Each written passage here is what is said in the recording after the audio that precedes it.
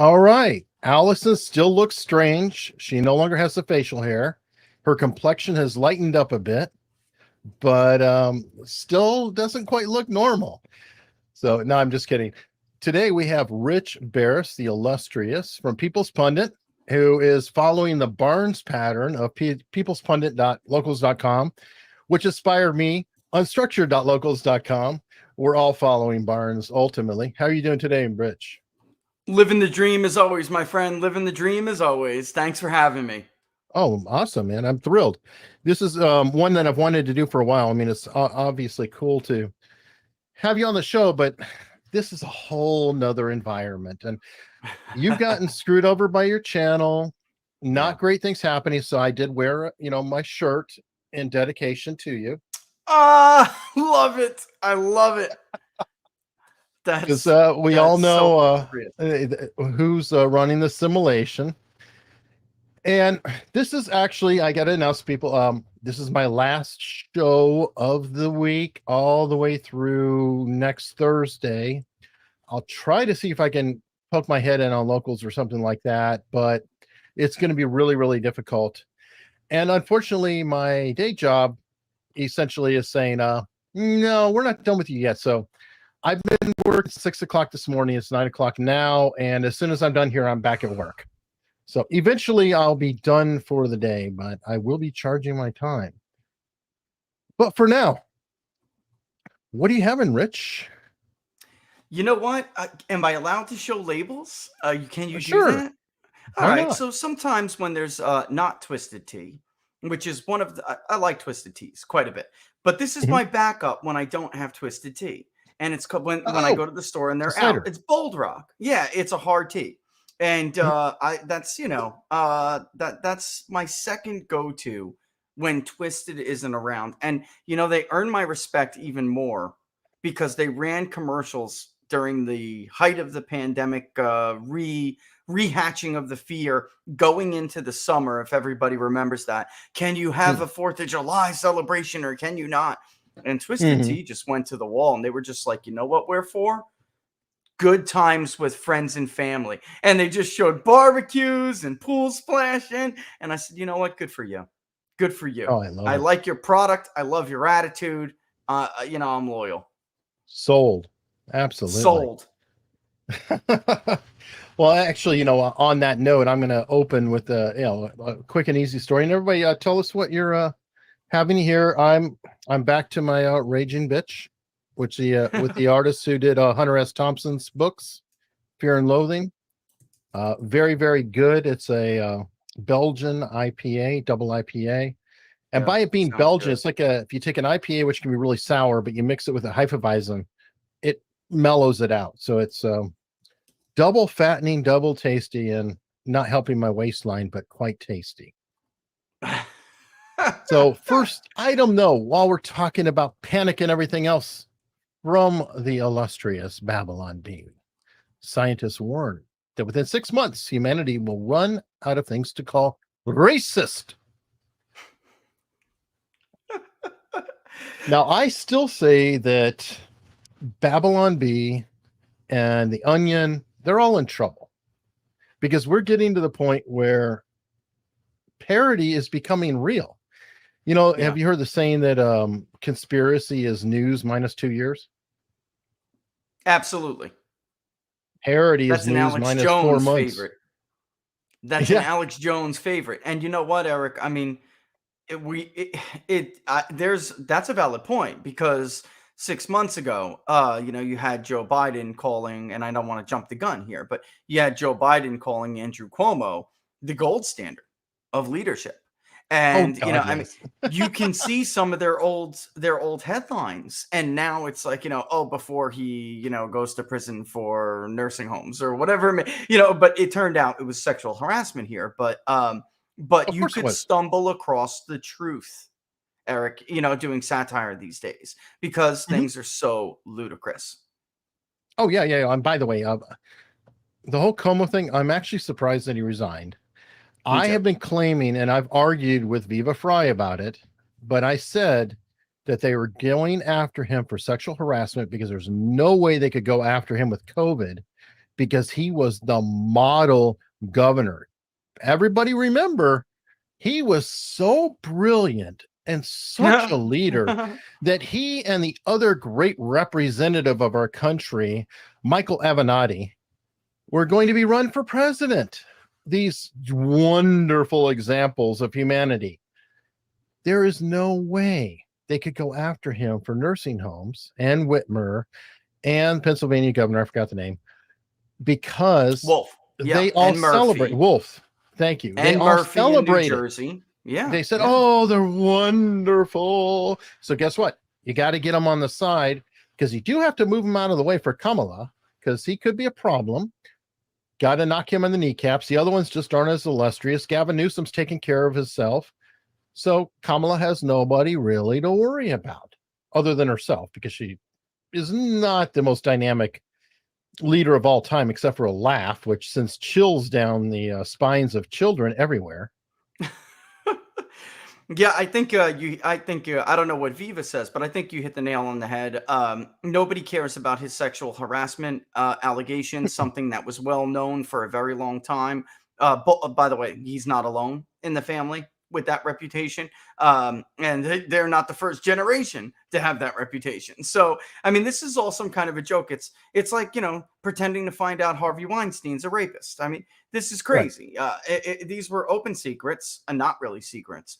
You can't go after him for the nursing home deaths, even though there is talk the assembly wants to make that a peripheral investigation, because you'll take down, and you name some of them.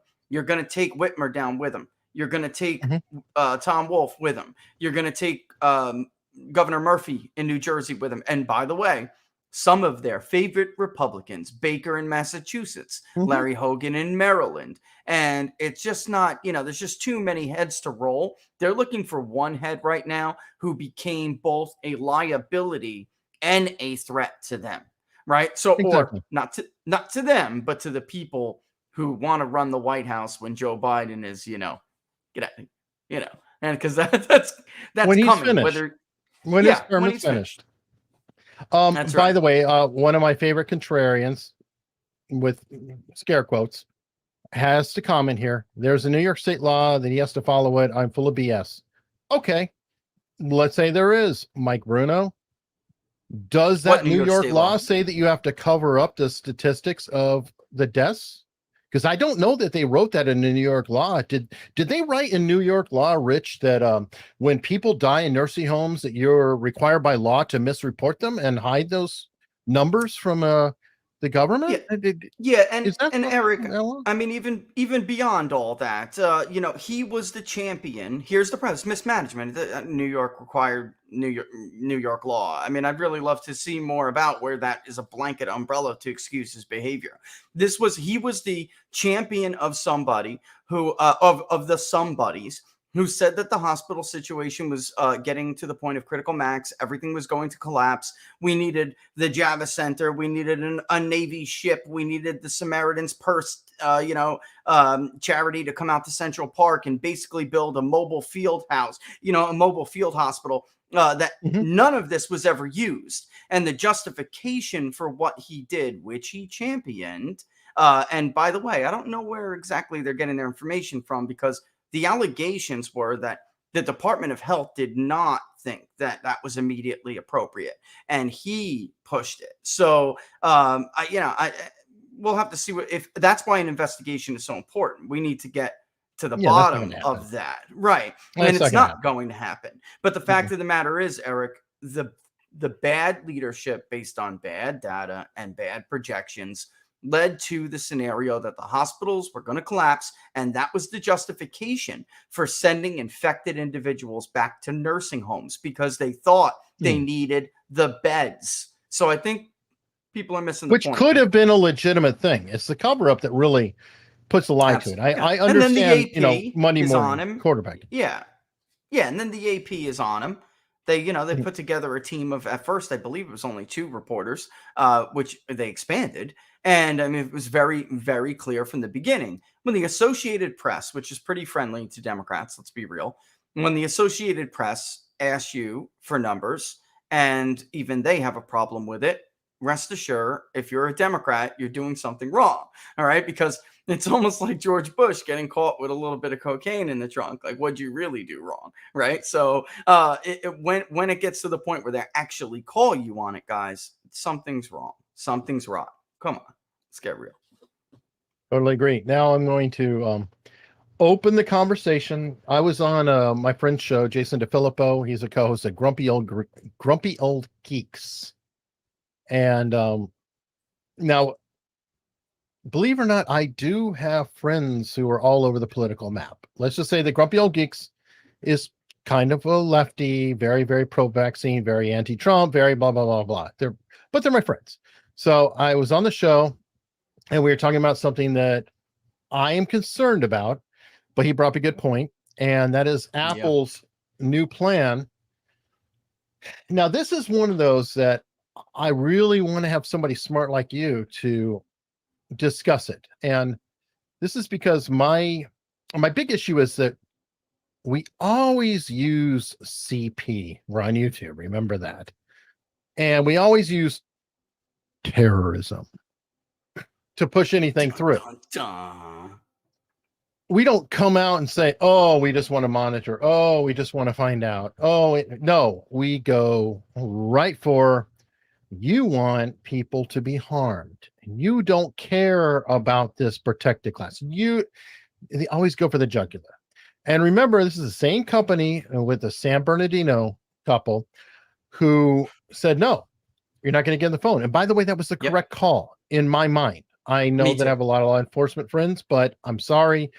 They asked for Apple to essentially build a backdoor to pull things off of a phone, which they really didn't need. They had evidence. And by the way, they have more information than they are apparently capable of handling already anyway. So why should we dump more on them? Why do we need a Patriot Act when they're told directly, hey, there's some people here who don't like to land planes. They're told this stuff. Russia warned the intelligence services about the Boston bombers. You know that, right? Absolutely. Hey, yeah. You got some people there. You gotta look out for these guys. Turns out, yeah, you probably do. So I don't know that it's necessarily a lack of intelligence. But as Jason did, because he read the white papers completely, which I did not.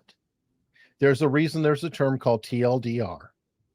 I have a day job, and sometimes it is too long, don't read, because it can get deep. But the actual plan of it is apparently running a hash. So are you familiar with what Apple's planning? Yes. Yeah, I understand what they're talking about, and I do understand the criticisms.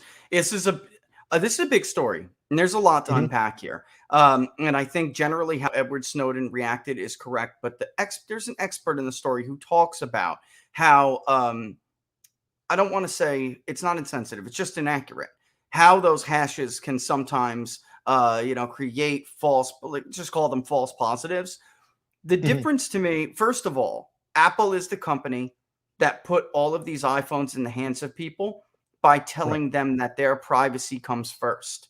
So this is the bit that has to be said right off the bat before we get into the weeds of the story itself. And the problem is, Eric, and a second big issue I see before we get into hashes is that this could be used in all of the previous cases that people use when they talk about slippery slopes on these kinds of stories. And this one is a great example. That was material that was then uploaded to Apple's servers. So and I will point out, hold on. Everybody's going to jump out real quick and say slippery slope is a fallacy.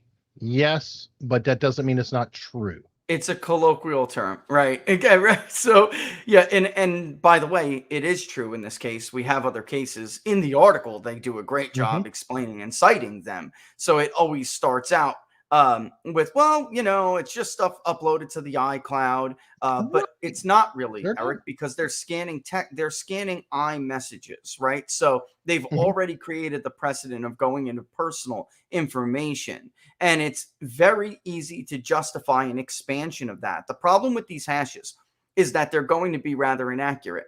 And that itself is going to be the justification for them having to add more hashes. And they're going to say, you know what?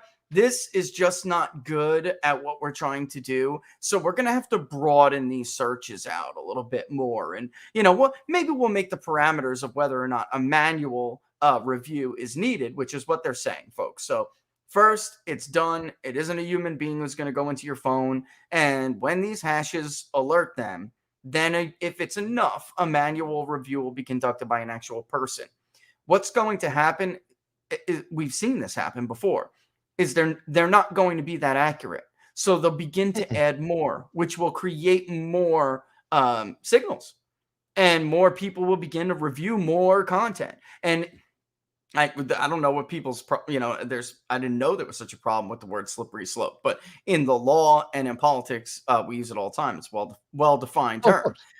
Yeah. So, and we've seen it in other countries, Eric. The difference to me here, what scares me is in that line.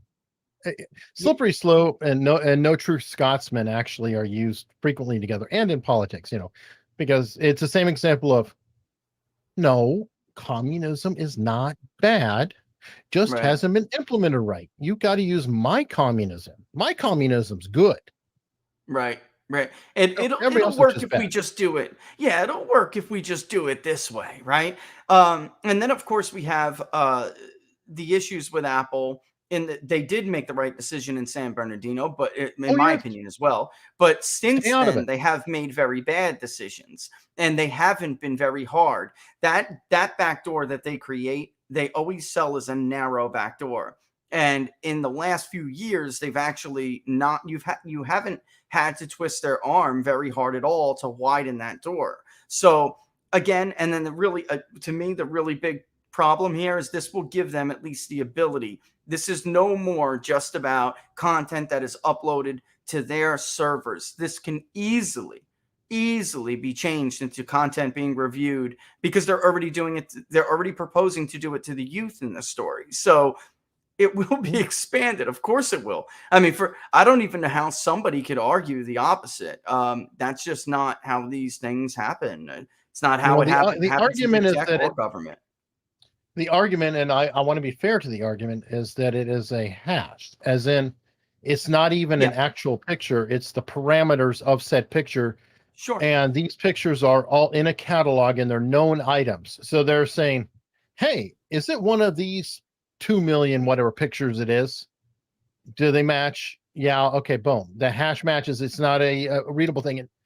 And on the surface level, it's like, okay, I can sort of see that. Where I start to fall apart on this is like, if they were doing it as you're uploading to the iCloud server, if as it's going into the server, it's saying, let me pull it apart. Does it match? You're using our server. You can't put garbage on our server. Oh, okay. I mean, I kind of understand this. Same way, like if you put really bad things on Dropbox should have a right to say no. You cannot be storing your anarchist. And tell people we're talking about child pornography. This is the stuff they were talking. Yeah. Oh, right. I'm not supposed to say the words. Excuse me. But we are talking about offensive and egregious stuff. Yes, illegal. Not just offensive, but illegal. Yeah. But the problem is with and again, they did a good job of covering this in the story. We have seen this in other areas, for instance, like counterterrorism. Patriot. And it never stays there. And then it never stays true to its original stated goal. And then the problem they're going to come back with in 6 months is that those hashes are not broad enough, and that we're missing things, right? We need to add more. And that is where it'll all go down. And again, this is not the way, I mean, not to get into techie stuff here, but the way this is built, it doesn't even look like, Eric, it's built for the traditional, let's go through our own iCloud. It doesn't look that way. No, it's on device. By the way, that was my whole argument, is that you're using it on the device. Now, Jason's counter argument was, it doesn't matter. The intent was to put it on the cloud. They're just capturing it before it can go because it's end-to-end encryption. And he's right on that, because it is technically my phone, end-to-end to your phone, encrypted. So how are they going to look for it? So I'm trying to be, intellectually honest here with the argument. My my issue with it is that it's just not their job. And I don't really think they should be in that business. The same way as the phone company is indemnified to people who are talking on it. So I guess my answer would be, if you want to do that on my phone, fine. I want you to have a search warrant. Yeah, like anybody else. Right. And I think that's where the phone. It's like you get a search warrant, you could tap the phone, or you can record it, use whatever it is. I don't want to get in the Trump land of saying, they tapped our phone. Oh, well, it wasn't tapping, which, when you're recording conversations, he would call it tapping. I don't know what technology you use, but the essence of what you were doing is you're monitoring and listening to conversations. Yeah, so that gets back to Tim Cook's original argument, which is how he sold iPhones to begin with, which is that privacy is simply more important. And really, you know what this story is about? It's about what we just so many other issues that some we can talk about and some we can't, but it's about this common thread that we have been seeing. There is clearly a worldview that is challenging the traditional worldview, and that worldview puts safety, all right, or the feeling, even if it's not real safety, the feeling or the sense of security ahead of freedom and liberty and the principles of freedom and liberty. And I think, again, before people rush to support programs like this, you really should look at what Eric was open this segment with. The FBI, the CIA, all these intelligence agencies, they wanted all of this information from these tech companies for a very long time. Yet, if you really talk to people in this field, they'll tell you with bulk metadata, there's too much out there.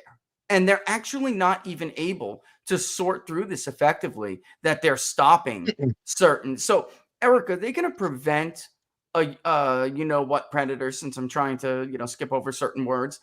Is anything that they do here going to prevent a predator? No, or, obviously it's not. You know what? It's very similar to false sense of security. I have allergies, right? I confess to everybody. I have to buy Advil cold and sinus, and it has this very dangerous drug called pseudoephedrine in it.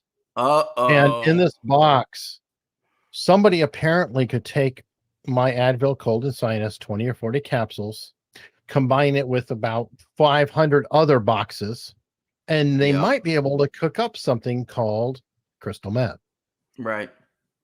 So in order to buy my over-the-counter allergy medication in the fine state of Virginia, I have to show my driver's license so they can monitor.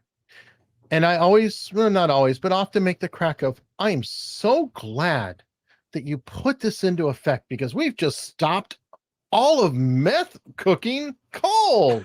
Right? It stopped it. Look, there's no meth nowhere out there. Right. I feel like Cenk Uyghur, Of course, it's gone. Right. It's not. Yeah. I mean, that's the sad part about these discussions, which is, I said it, it's a false sense of security. In most of these actions that we're talking about, they're not really going to be effective at providing you any more safety, which is why the very, the more traditional, I don't know if I want to slap the term American on it, but yeah, I do. The more traditional American view is that, sacrificing any form of liberty in exchange for safety is foolish. It's Ben Franklin, right? So if you're willing to do that, you deserve neither. Liberty for security, you deserve neither. That's right. So, I mean, it seems to me, this is one of many other debates currently, that we're talking about, different issues. That is at the heart of these debates. And there's clearly a group of people who, I don't know, Eric, I mean, they just don't understand that this is a very old discussion. We're not new. It's just that we're in this new world, with all of this new technology. So it almost tricks us into believing we're the first people to wrestle with these questions, and philosophies. Oh, sure. We're not. We just have to apply them to the new world. It's easier. Yeah, and I mean, it's easier. It's just ludicrous. I mean, it goes down the line. I mean, you cannot help but walk around and go, "Why are you doing that?" What? Yeah. I can go to the grocery store. If a cashier is under 21 and I'm buying my beer, oh, beep, beep. Oh, you can't touch it.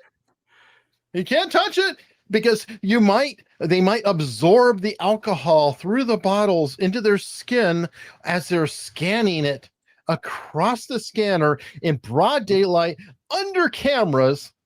Right. Wow. They're safe. I'm so relieved. Thank God.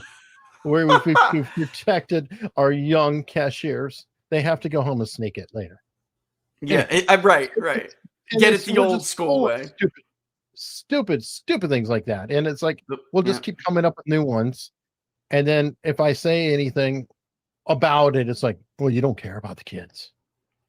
Yeah, those tend to be the and again, it's so limiting, but those tend to be the arguments from people who really don't have anything on their side that makes, it's a rational argument. So they'll respond with something like emotional like that, or something that's really just meant to put you down and attack really attack your attentions, as if you want young kids to be sloshed all over society because you find that ridiculous. But that's or you're a racist. That's the other good one. I mean, here's the conversation capper.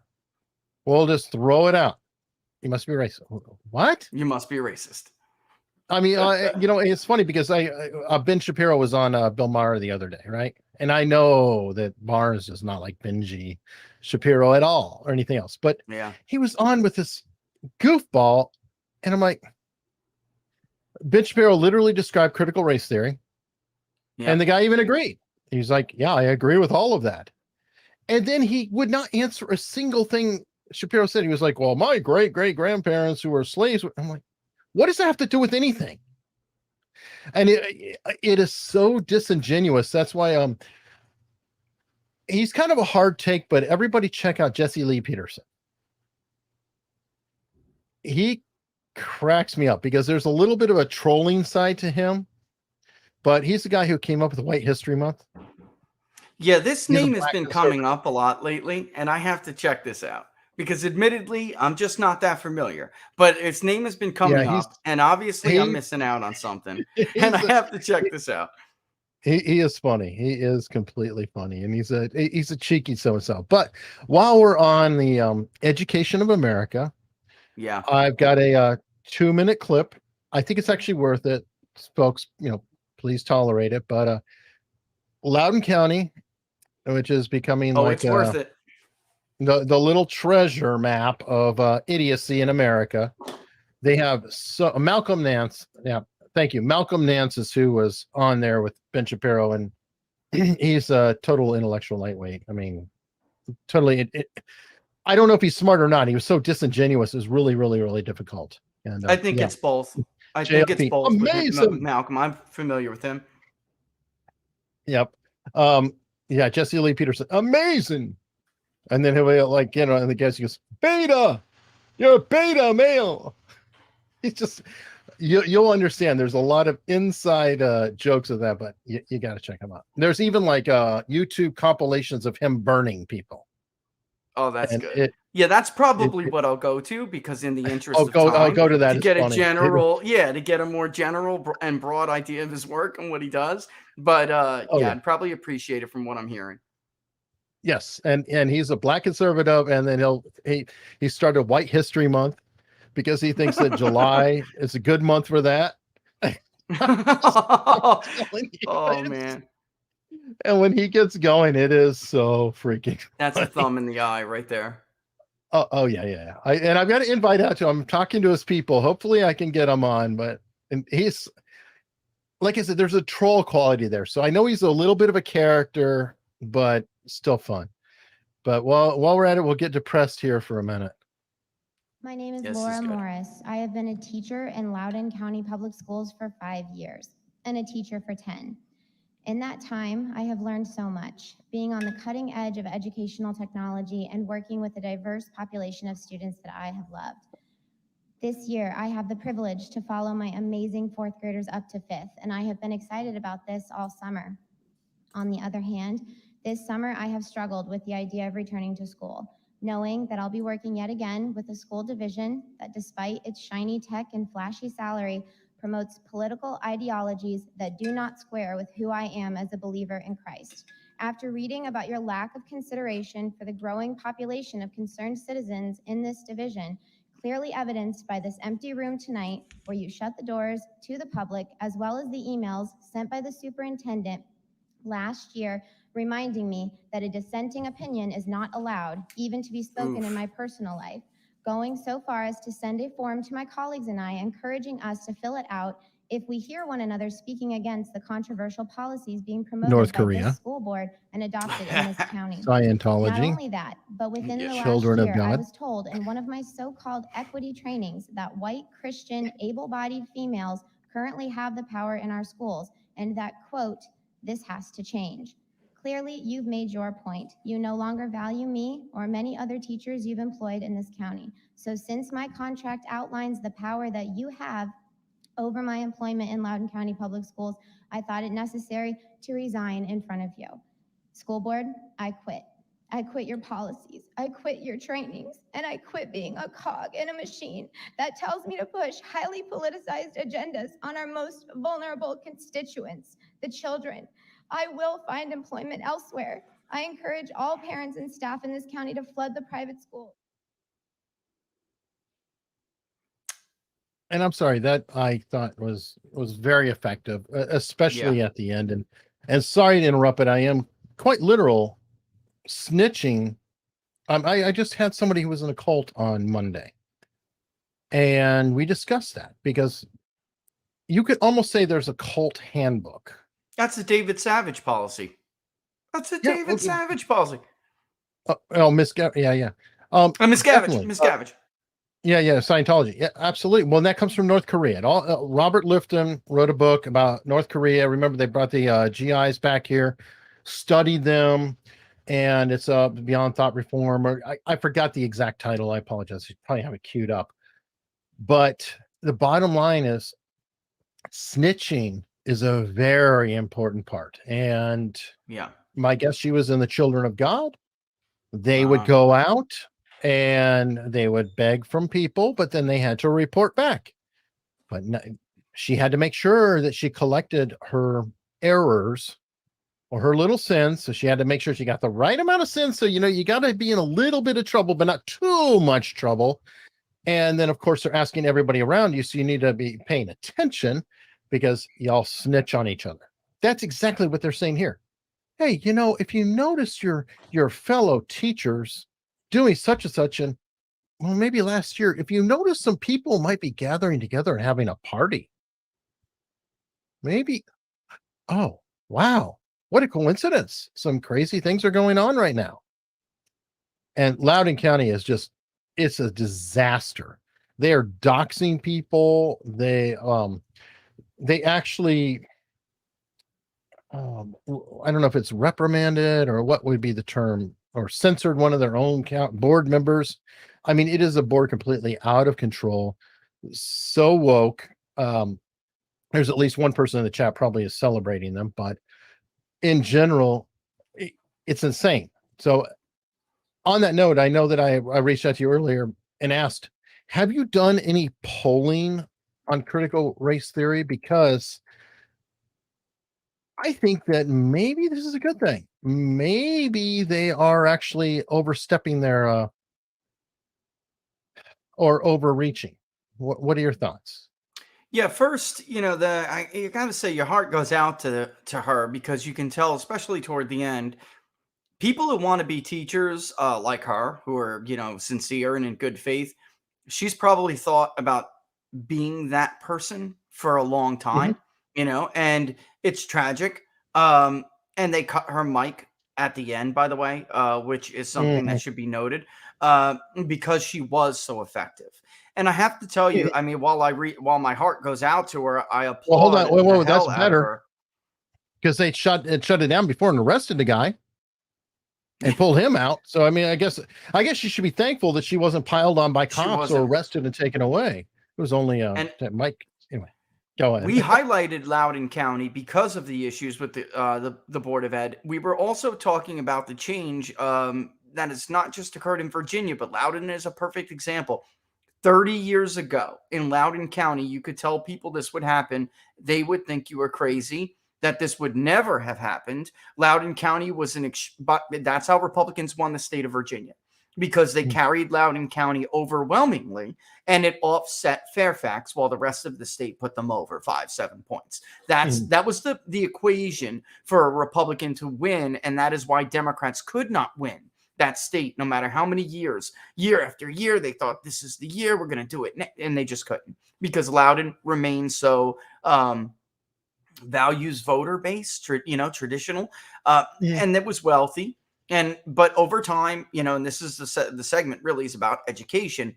Loudoun County is a perfect example of how migration, immigration, and education can really change the composition of indoctrination. That's really what it is. And we actually went over this in one episode. It was a really fascinating episode. Virginia's a case study, and Loudoun is the heart of it. But we did poll critical race theory, and just so everybody was satisfied with our definition, because, right, if you look at all of the left-wing media responses or attempts to defend CRT, they always try to play with the definition, and we got our definition right from Harvard. And we went to academia, and we asked them, what would be fair?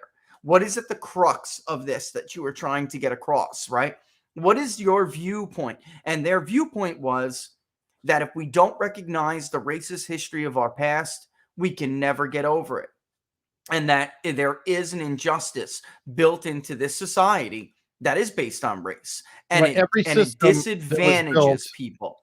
Originally was built on our racist past, so therefore it is sewn into it or a part of it, and until it can be separated. And that's actually what Ben Shapiro was saying to Malcolm Nance. And Malcolm Nance is like, yeah, you're exactly right. And so then Shapiro said, well, you're a beneficiary of that system. Look at you. You're successful. You're this, you're that. And that's when he went into his great-great-grandfather. Well, the bottom line is, when we pulled this, and I know the chart we gave, it's a little bit different. People need to read it as if it's a column, not as if it's a bar graph, okay? The deeper the shade of red, obviously, the greater the opposition. And this is by race, and we chose to break this down by race to clearly show a point. So the definitions we laid out are such, right? The first choice was anti-critical race theory, and that is children should be taught to be merit-based, racially colorblind, and capable of being whomever if they work hard, not that they are disadvantaged based on the color of their skin. And the critical race theory, which is almost verbatim to what Harvard used as their language when they presented this to their own students, okay? Children should be taught that the only way to overcome racism is to acknowledge U.S. society, laws, and institutions are inherently racist, and some are disadvantaged no matter what they do. And by the way, I'd also point out that this language was identical to what they were giving their students, but also a survey went around campus, and this is what they used to define critical race theory. So I tried to, even though, Eric, if it was just me, I may have worded it a little bit differently. I wanted to word it like that. I wanted it to be what they are alleging. And it overwhelmingly went down in a blaze of glory. I mean, this was not even close. And look at the column. That's the second column to the last on the right. That is Black and African Americans. If critical race theory was up for a national vote in a referendum, it would go down if only Black voters were allowed to vote. And let me tell you why. Black women who have children and Black men who work do not like the idea of being taught from birth you're a loser. And that is the way they took this. And I know because we talked to them and we listened, and they felt like that worldview is teaching, so, and it's their race in particular, but any race, that from birth you're less smart. So how could you not overcome it? It's horribly paternalistic, and horribly, and the tokenism is awful, because the truth is that there are many who are brilliant in every race, and they are making it into Harvard or wherever else based on their merit, based on their skills. But as soon as you put a little thumb on the scale in any way, shape, or form, even though you completely have earned it, people will look and say, "Oh, okay, so you got in because of a quota. You got in because of that," and that's not fair. That's not fair to them, and that's not tragic. fair to others, and it's incredibly harmful. And your first definition, I was going to point out, that sounds very similar to Martin Luther King, and kind of what he was prophesizing. Yeah, I really tried to take the opposite. And, even you go back to Malcolm X, who was thought to be a little bit more radical, that he was very merit based, right? So he didn't, at least what he was fighting for, he did not see this world where, that the black man or the black woman viewed themselves to be a victim. That's not what they wanted. They wanted just, an equal shake, basically. And so I was trying to give, in the first option, something that reflected their dreams, their vision for the future, but also very much was traditional Americanism, because I do believe that what you heard out of Martin Luther King was traditional Americanism, very much merit-based, and that, you work hard to play hard. Frederick Douglass, Booker T. Absolutely. Washington. Yeah, I mean, just. And as you can see, it's not close, guys. It's not close. People would have to, and so keep this in mind when you see the media doing backflips over what critical race theory is. At first, it didn't even exist, remember? But now it's a fight over what it really means. You see them doing backflips because they need to change the definition of what it really is, what we know it to be, because it's not popular. And they wouldn't even get support among the people that they claim this is for the benefit of. And it's a great example of an issue where the American people are way out of the bubble and they can't see it. They just can't see it. Or if they do, they don't care, because this is for them, really. This isn't for that targeted that targeted group of people who are disadvantaged that they're supposed to be championing. This is for them. And we, really gets down to what we were talking about in the beginning, Eric, which is, education, also known as indoctrination, right? It's just to teach people more that America's unfair, and it's all the more reason to hate it. Oh, perfect point. So while we're talking about being correct and woke, let's go with some more chicanery. PayPal.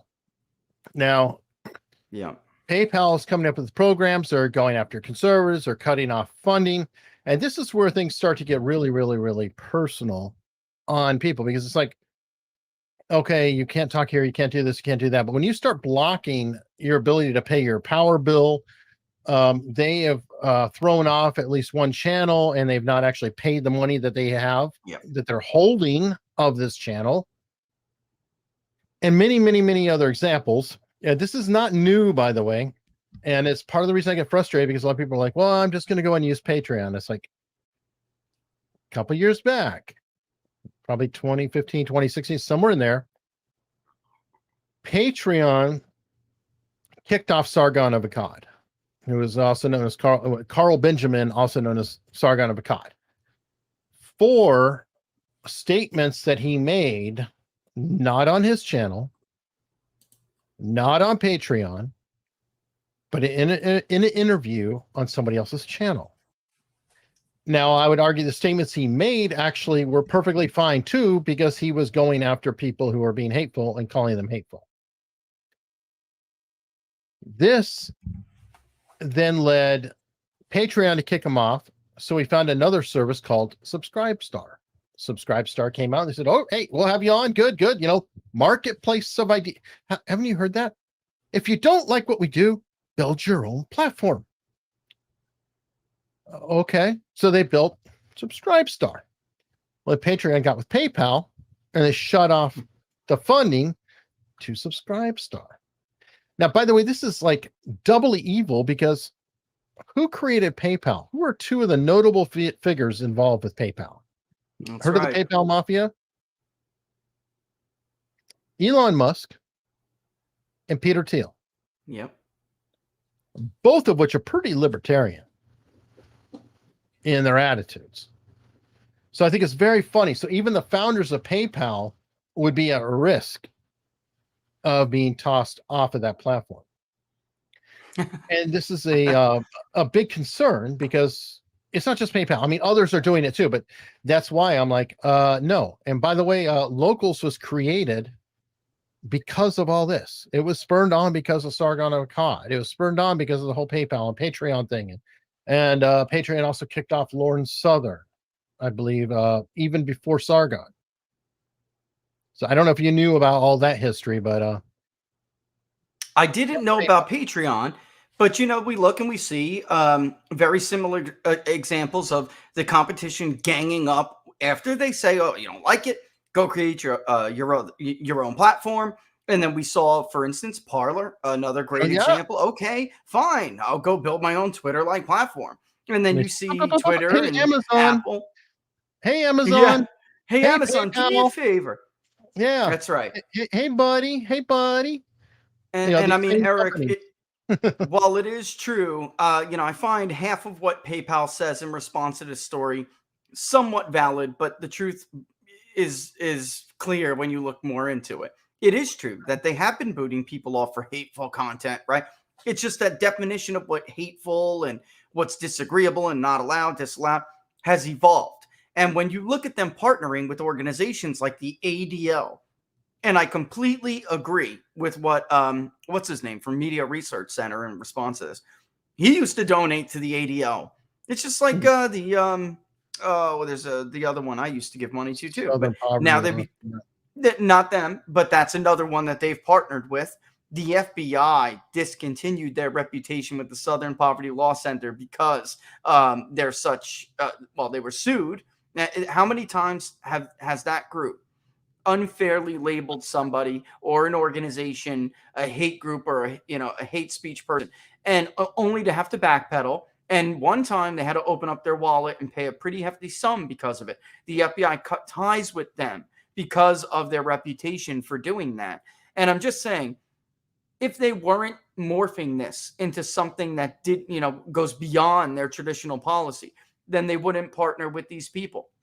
And ADL would have called the modern ADL played a role with the media of calling the last president we had, calling his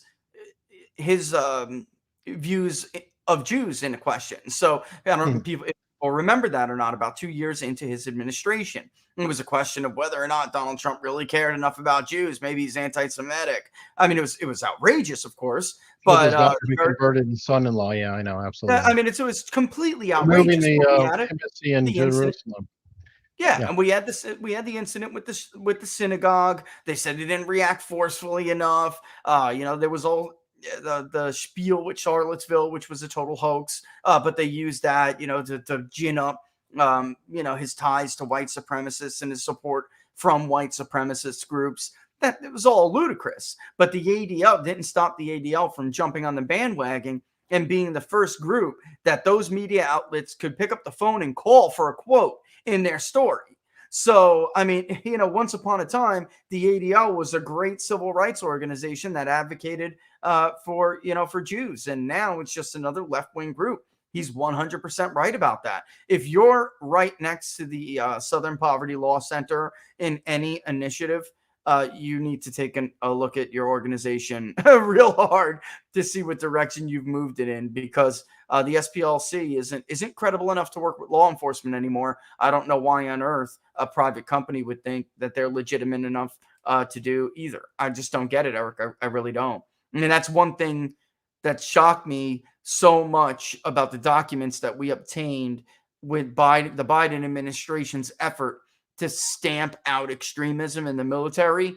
Right there in the index, the source index, right there was the Southern Poverty Law Center. So all of the information they had compiled on the groups that they labeled, whether they were hate groups or not, or extremist groups or not, right there was the Southern Poverty Law Center. And then what did they write? They wrote things like, oh, sometimes Antifa does get violent, but it's basically for a good cause because they fight fascists. I mean, that's how these documents read. It's crazy. Yeah, they helped write the Brian Williams commercial that he showed for Lincoln project. Is that right? Well, there you go. No, I'm just saying. No, I'm saying they might as well have.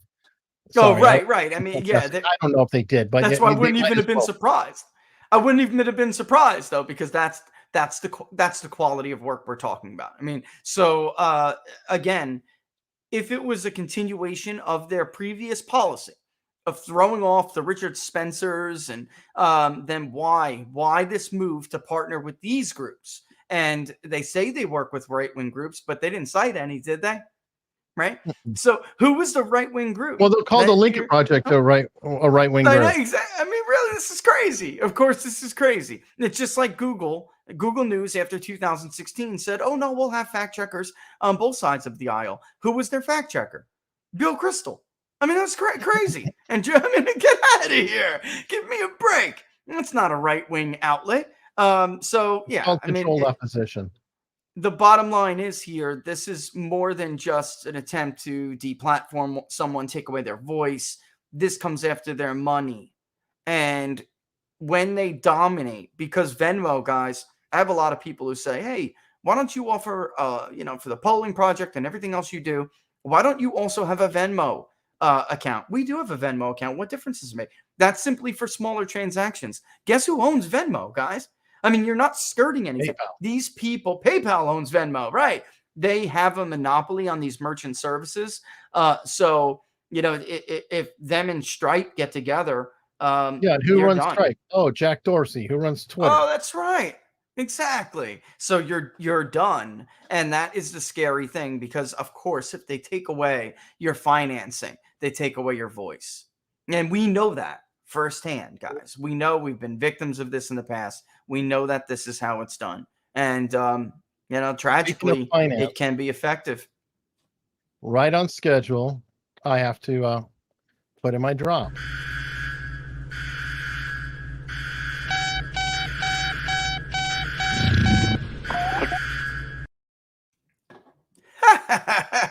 Tape damage, or James Esparza made that for me, but sadly, I get to play it on almost every News with Booze and many, many shows. So thank you, YouTube. I would love to retire that someday, but this is why Super Chats do help, because guess what? Right. Did we get yellow? Yeah. I always get it. I was going to say, is it me? And I feel bad. If it's even just my presence, then I'm going to start feeling bad. I get it so frequently. And it's just completely maddening. Hopefully someday I don't, but at least I can get a meme out of it. Thank you for thanks, James. Yeah. I don't know what to do. That was creative, at least. That was creative. Yeah, I know. I mean, and that, All right. So let me see. Have we read the Major City Chiefs Associate report on 2020 protests? We have not discussed that. I don't know if Rich has read that or not. I'm not briefed on that. No. Probably could be pretty quickly, but you probably likes to shoot from the hip. When you get your channel back. Right. When you're allowed to post, maybe you can talk about that. So what's the word on you, bad boy? So Eric, let me ask you a question. If it was really Wednesday, after we succeeded in recouping Friday, if it was really Wednesday, okay, moving the goalpost here, why isn't the channel live now? Since it's 7 days from the violating post, right? So this is how full of it these people are.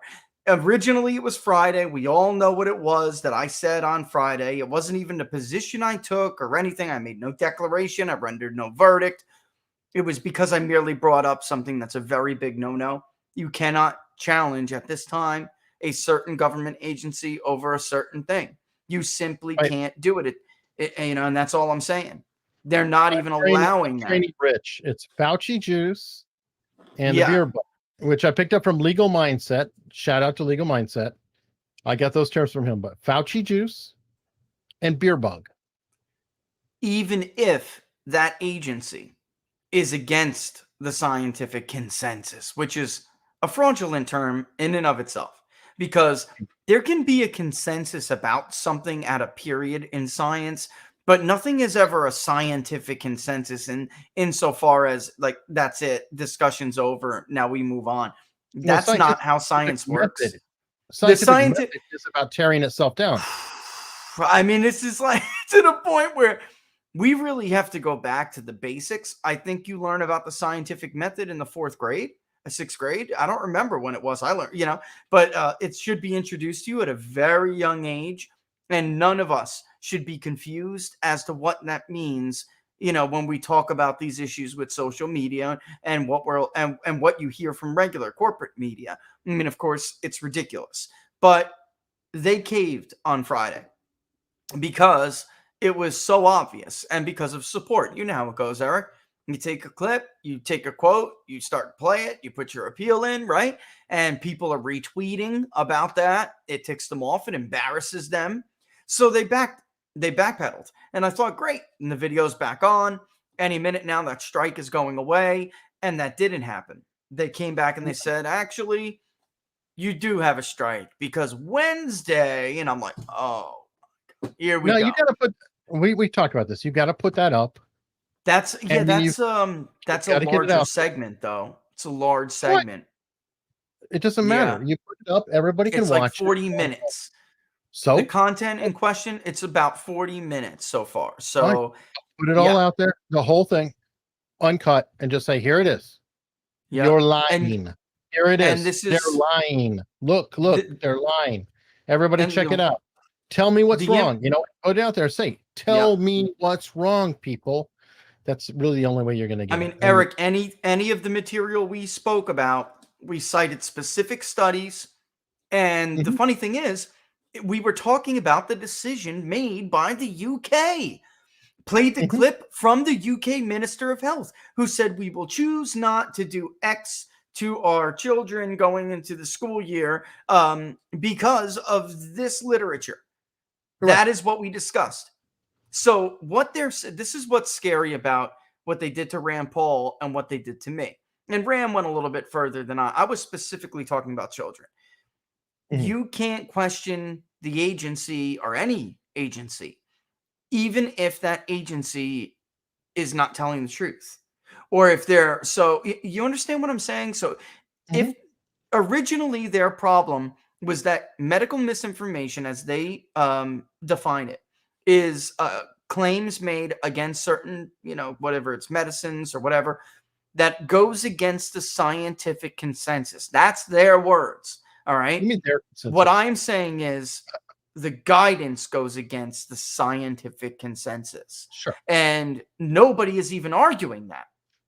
So I don't understand how they could possibly. So what their real beef is that I'm challenging a guidance, issued by even if that government is wrong. You're not even challenging. You're just asking questions. Well, right. I'm basically saying, look, it's important for people to know in this issue, the U.S. is out on a limb by itself. And so what the CDC did was a reversal, guys. It was a CYA.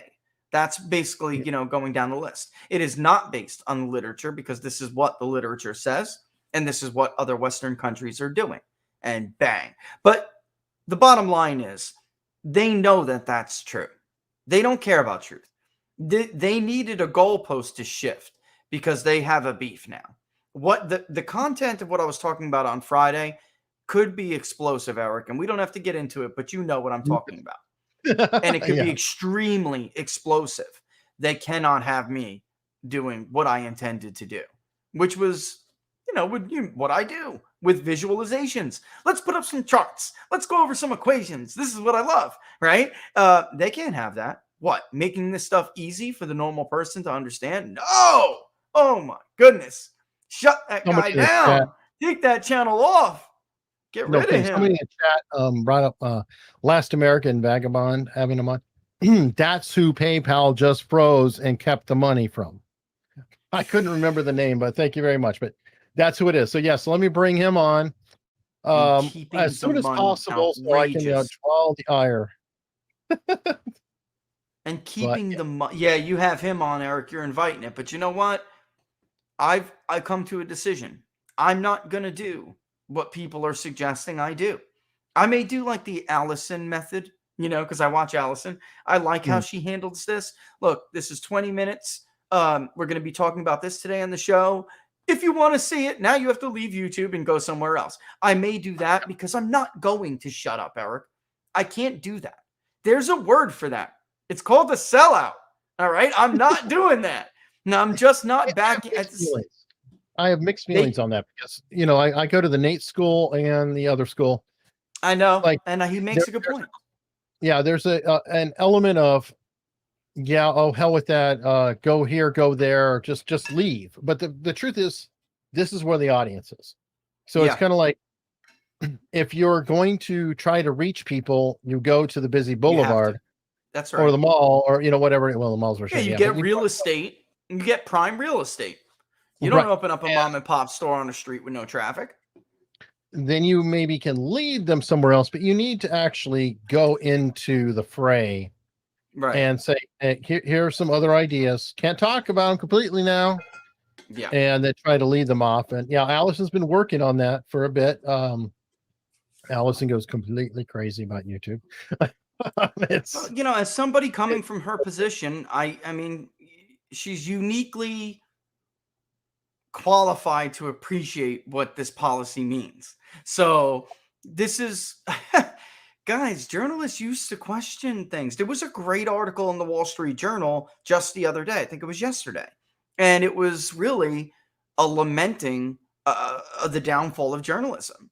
And, what happened here? We're not supposed to, copy and paste press releases. This is not what we were supposed to do. We're not supposed to take an established narrative and run with it. We're supposed to be skeptical of everything. We try to, maybe somebody give us a great story, and you just look at them with your eyebrow up, like, where is this guy? What is this guy really hiding? That was what a journalist was and did. Even if sometimes it was unfair to the target, that's just tough. The name of the game was adversarial because your job was to ferret out the truth.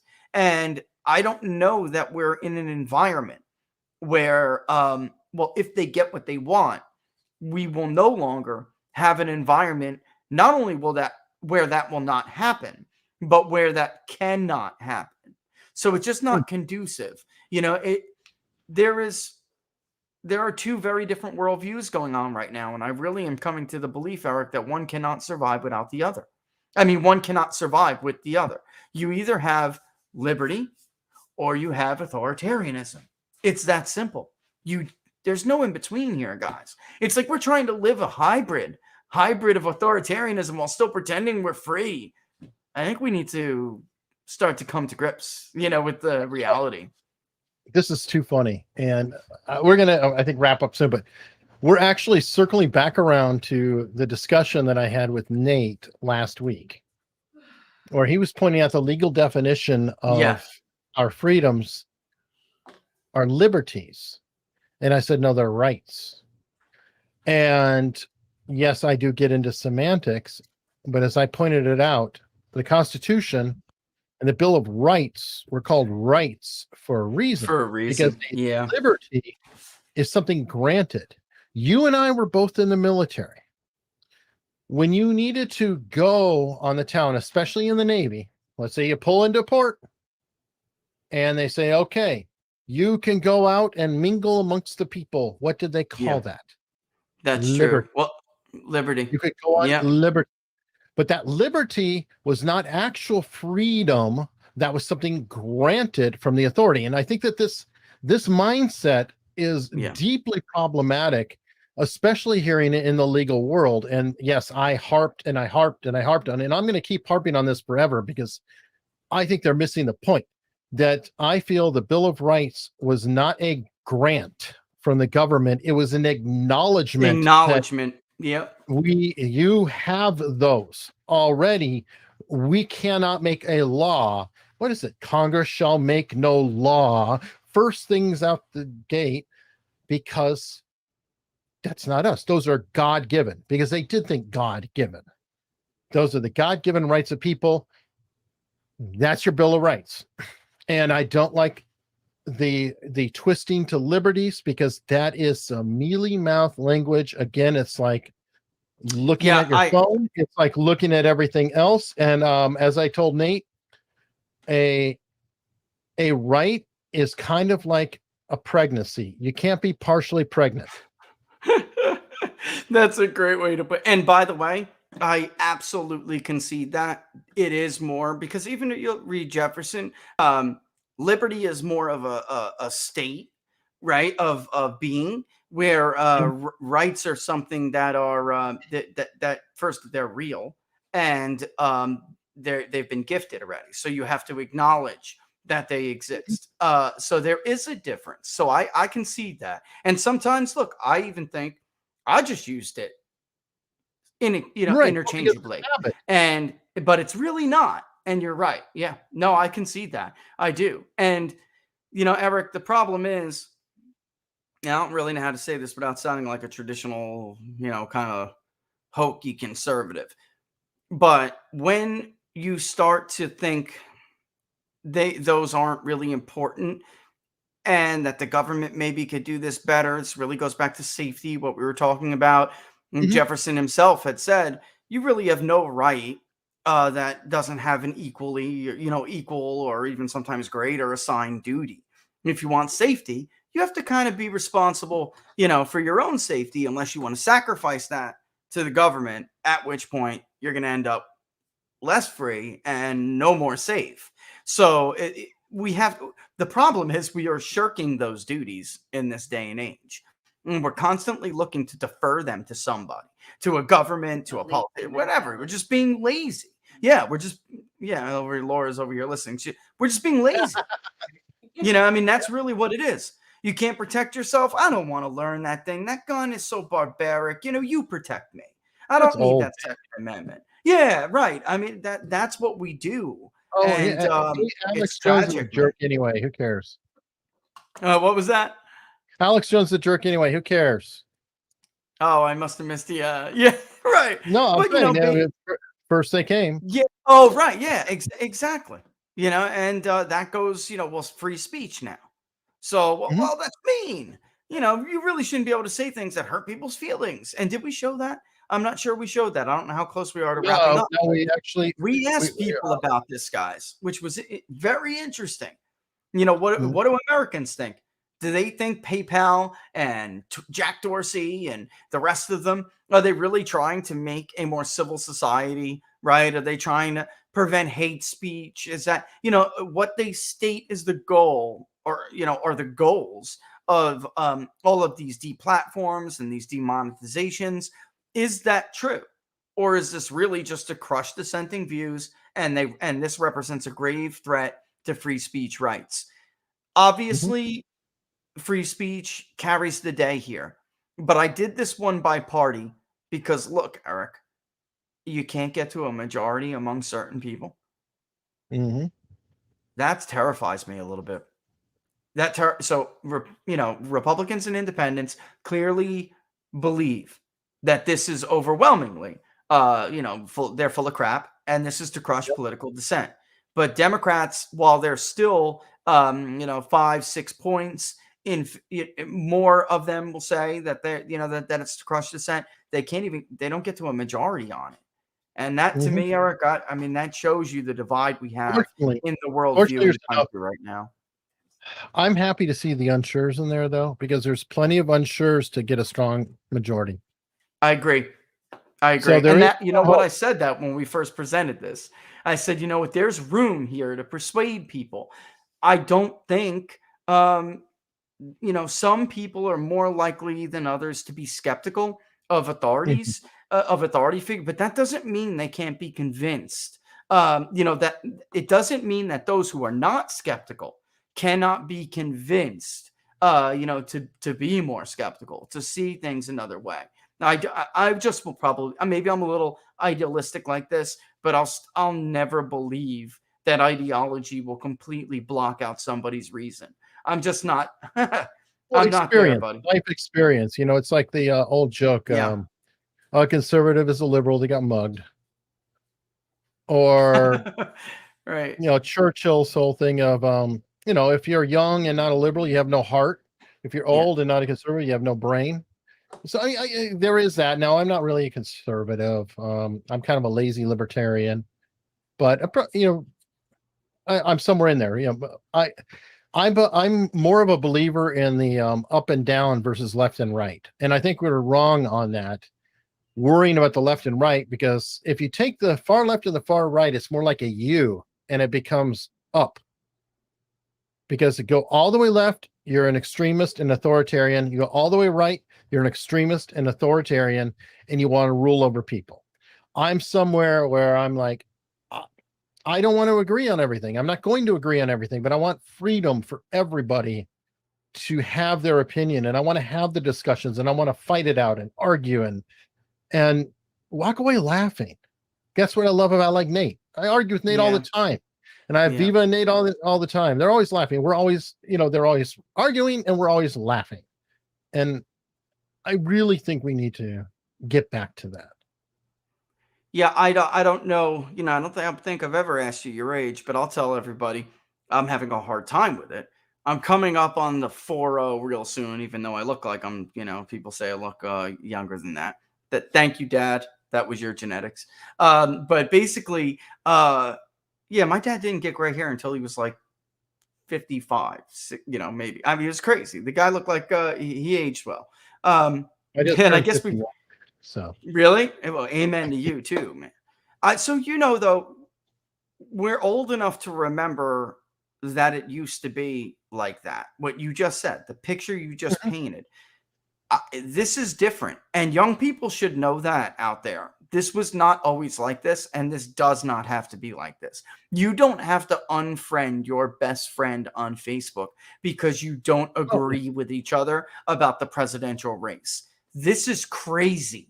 We have really gone off the rails, and I think that comes from what you just said, which is those two ends of the spectrum are so far apart on agreement, and they're the ones who dictate the discussion, that that middle of the U, the lower part, the down part of the U, or what I consider myself is down on I'm in the bottom. I think that's I think that is the vast majority, Eric. If you were taking your U, I think the vast majority is like this. You know what I mean? Like that's where they would fall on that U. And it's like gravity. Just in the bucket. It's like crap. And I think maybe it's crack is so high. No, sorry. But basically, though, they get drowned out. And I don't know what the answer is. Well, look, I do know what the answer is. It's just not an easy answer.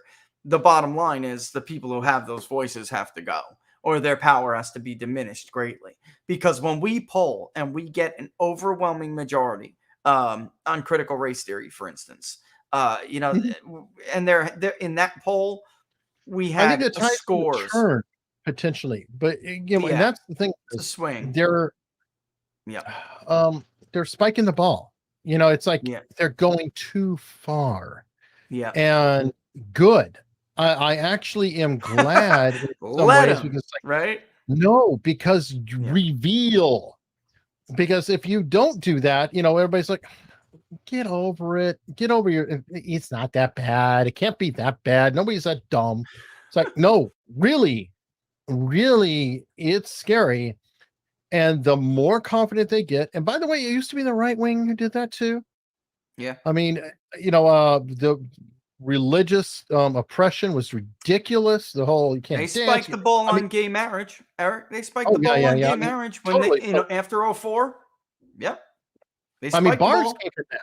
Barnes was very, very, Barnes, I think was all for Clinton back in the day and different things like that. The right were assholes and closed-minded and judgmental and everything that we're talking about now. But guess what? Now they're down. So they're like, oh, freedom of speech because our freedoms have been oppressed. So it can go either way. And I think that everybody should be very aware to say, no. If it makes you feel uncomfortable, then you probably should explore it more, because I don't know. I have a weird theory about that. If I read something and it just makes my heart sing, it's like, oh yeah, you bastards, you did that. I'm like, yeah, it's bullshit. I just know that it's bullshit. It's like it's too good. It's too perfect for what I already think. it takes my cognitive bias. It gives they a little read butter, it. Yeah, they cheese. wrote it. Yeah, they wrote it looking. They wrote it Mhm. looking to appeal to that in you. And Right, and it yeah, I get harmonizes it. in my brain. So that immediately, the moment it feels good, shoot, yeah, Like it's this probably bullshit. smells like yeah, yeah. And it sucks because it's like, oh, I really want to believe that, but yeah, no, Yeah. and But that's good that you have that. That's good. You know, even in my business, in my industry, we have whole websites dedicated to making people tickle. You know, I mean, that's what this is crazy, but that's what we have. And sadly, that's a lot of misinformation gets pumped into people, looking to be affirmed and reaffirmed, right? So they want to affirm their beliefs. And um, that's, there's a cottage industry over it, is what I'm saying. You know, it's even oh, seeping sure, into data it's not even a journalism. cottage industry. Yeah. It's pretty Yeah, right. widespread. Maybe I mean, it, my channel yeah. would be a lot bigger if I was a flamethrower in any Yeah. direction, I feel. Yeah. So, I think that's a good rule of thumb. I do, sadly. And I know people who are flamethrowers that they haven't contributed very much to the conversation, but they have a whole lot more subscribers than I do. But that's the price you pay for having thoughtful discussion. I still believe at heart that people will reward you for being honest with them and being thoughtful and being respectful. And recognizing they can think for themselves. And they just want to have good debate. I think in the end, like you said, I think that eventually that pendulum will swing too, Eric. I really do. I really believe that. It's let's not go happened too far. before. Let's just let's reduce the energy and have the pendulum just kind of fall down and just sort of hang in the middle. That's the I'm trick, good man. with that. Just let's remove the energy so it stops this whiplashing and just kind of takes a break. That certainly is the trick. You go from the counterculture of the 60s and overblown and political correctness and attempt to, emasculate society, and there's a blowback. And leads you to Dirty Harry, right? And Ronald Reagan. And that's America. That really is the story of, the 20th and now 21st century of American politics. We have the George Bush's. The 90s weren't too bad. They were more steady. The 90s kind of cooled down a good bit. Bill Clinton was very moderate, and culture he was really was. Yeah. Yeah. I mean, between him and Bush, I don't know. I mean, they were both pretty similar in a lot of ways. And I know it's easy to say, okay, Bush, Warhawk, but yeah, Bush did go into Iraq and he got right out too. He did say, okay, we went to Kuwait, boom, you're at the border, goodbye. So I can't, and now I lost CIA and things like that. I'm not going to go into, but anyway. But he was reserved on that. He really was. I mean, his son was far more aggressive. His son was a much bigger neocon. And for people who don't know, Poppy Bush had his former Secretary of State leak to the New York Times, and basically the dissatisfaction among the old Bush camp with the decision to invade Iraq. They did that on the eve of the invasion in an attempt to get his son to pull back the 250K military force he had storming to the Middle East. Unfortunately, he didn't listen, and he was mad his father did that, and they had a little family spat over it, and we went on to invade Iraq anyway. But he was much more reserved than W. I really believe that. Yeah, absolutely. And he was not really super conservative. I mean, no. Remember, he's the one who called Reaganomics voodoo economics, for God's sake. People always and then he said, read my lips.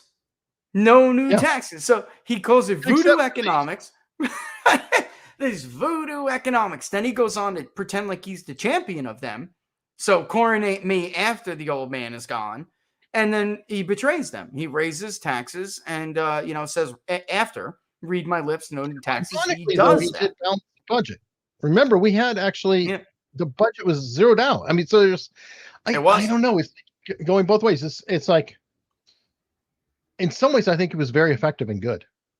If I really look at it, it's like when he left, was the country in a worse shape or better shape when HW left. I think it was in better shape. Well, I say this all the time, and I have Republican friends get mad at me all, but it's true. I'll take Bill Clinton over George W. Bush any day. I really will. I mean, without a doubt. I mean, the 2000 presidential campaign, the central question was, Al, what are you going to do with the surplus?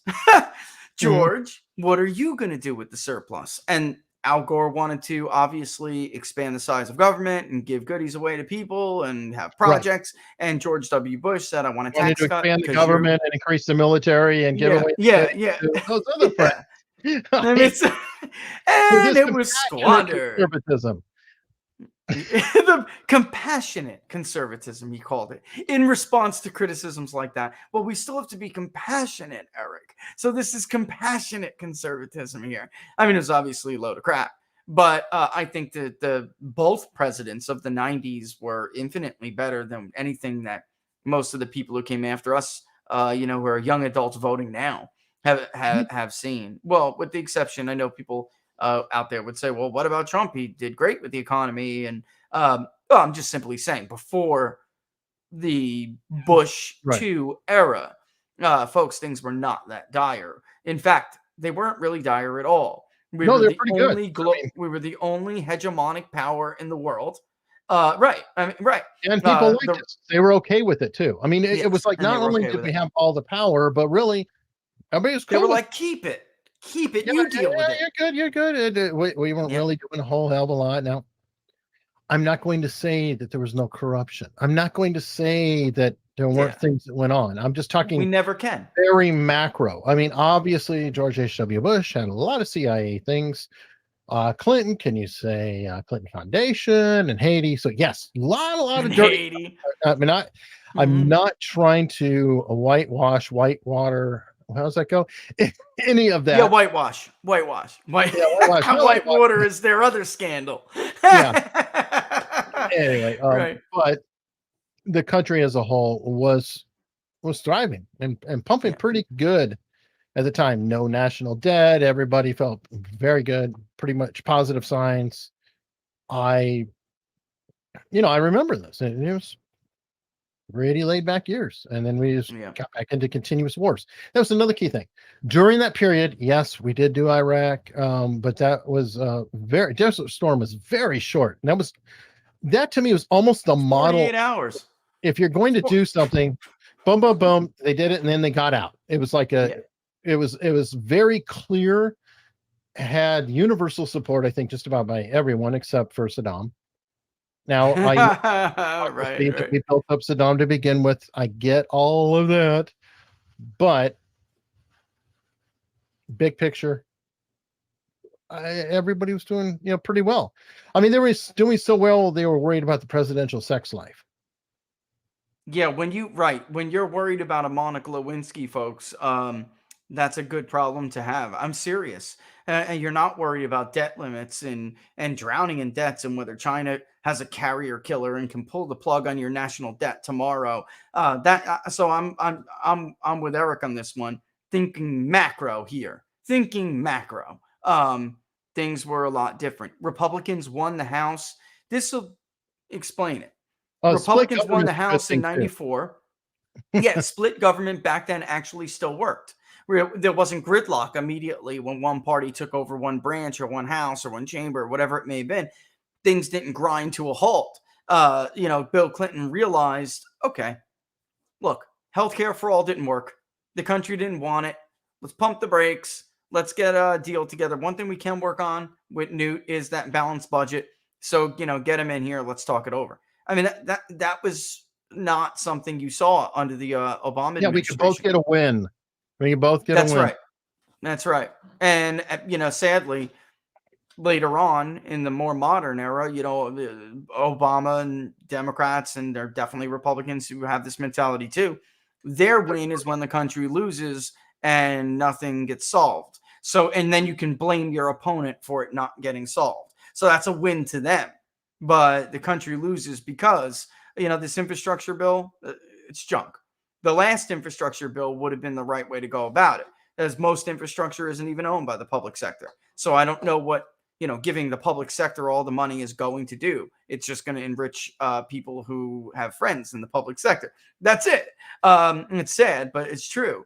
Dams are not going to get built and we're fixed. Shifting from the military-industrial complex to the it's other. It's just a different scam. That's right, Eric. It's just somebody else's group of friends, and that's really sad. But yeah, I'll leave it at that. But right, on a macro level, things where there wasn't anything that was at complete risk of failing, until the last 20 years or so, which I think is tragic. We have people alive who have never really voted for a rational policy choice in a presidential election. They didn't have the chance to say, let me listen to both candidates. I can really listen to their vision for the future of the country, and that's the way we should go down. It's been very petty, and it's just not. Well, we're going this back is in time. This is the new. Election of 1800 again, or dirty, right? Old and dirty, right? Yeah, that's true. It's true. Repeating itself, definitely. Well, fortunately, we just solved everything. People don't know it, but we actually did. So you need to listen to it a few times. Make sure you hit like, definitely subscribe, and hey, follow Rich, peoplespundit.locals.com. He should be back on YouTube soon, and he has I think Friday. Oh, there you go, Friday. You got your song. It'll be Monday. It'll be Monday. It looks like. I don't want to give anybody false hope. Oh, that sucks. But seriously, everybody, follow him. He's still doing live streaming on peoplespundit.locals.com. Please follow me on structure.locals.com. I keep making the same plea every time. I understand that it costs money to support everybody. You don't have to pay to get I'd say the majority of material on my locals. I don't know about Rich's, but even your being there allows us, if our channel is frozen, it allows us, if we get yanked or anything else, to reach out to you and say, hey, I'm still here, I'm breathing, I'm alive. Here's where I am, here's where you can find my stuff. And I've got Rich going to Odyssey now, so hopefully, at least the stuff will be synced and backed up out of there. And that's all ready to go. That's synced. We're done there. That's up and running, dude. And there you go. You don't even think about it. Just go check comments from time to time and answer people. It is a really, really, really good way to go. And on that note, I will not be back quite possibly until a week from Friday. I will, check in as much as I can on locals. So anybody who wants to check in on locals, I deeply appreciate it. I wish I could have more things scheduled. I can't figure out a way to do that. So thank you very much. And I will see you a week from Friday. And thank you, Rich. Yeah, thanks for having me back, Eric. As always, everybody have a good night. Enjoy your vacation.